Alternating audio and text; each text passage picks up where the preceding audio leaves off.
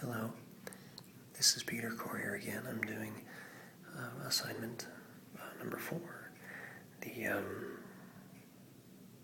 second reflective journal writing exercise. This one is about our individual learning inventory and questions about our definition of what public administration is, public service. Starting off with my learning inventory, that was a fun exercise. That was a hard exercise. What I chose to do was structure it in the manner of the old $100,000 pyramid game show. I chose one class that I put on the top of the pyramid, and 2 classes on the second tier of the pyramid. Classes that I thought were great but not as good as that $100,000 class. And then 3 classes on the third tier of the pyramid and 4 classes on the fourth tier of the pyramid. Each had decreasing value. By forcing myself to rank the classes like that, it made me look hard at what I had done, what I had learned, what I will remember once the program is over, skill sets that I have developed, what I will take with me, and what has made the most lasting impressions. At the top of the pyramid, I put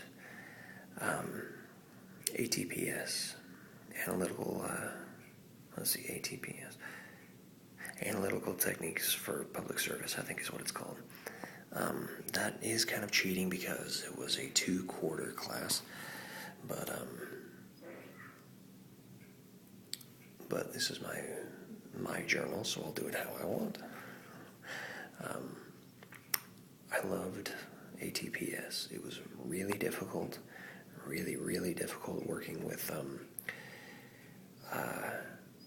limited time frames, limited knowledge sometimes, coordinating schedules with group members, dividing work, editing each other's work, and I don't know, it seemed to me like real-world work as opposed to classroom work, and it gave me a taste of what I believe my life in public administration, my career in public administration will be. On the second, so that's why I put that one at the top. On the second tier, I had intergovernmental environmental relations policy with Senator Karen Frazier, the House Majority Leader. That class was a whirlwind. It was a weekend class. It was really short, but we got to meet person after person, directors, CEOs, all kinds of advocates for change high up in the food chain in their respective areas, talking about the complexities of the scenarios that they deal with and how they are interrelated. And after having, I think it was about a dozen guest speakers in the course of a short weekend class, all of them phenomenal people, I realized what a task is laid before us as public administrators. Energy policy was a great class that I took with Larry Jerry. Also his Foundations of Public Policy, that was one of my favorites. That was another tier of the pyramid. Policy has always been my love of government and public administration. I want to go into the policy area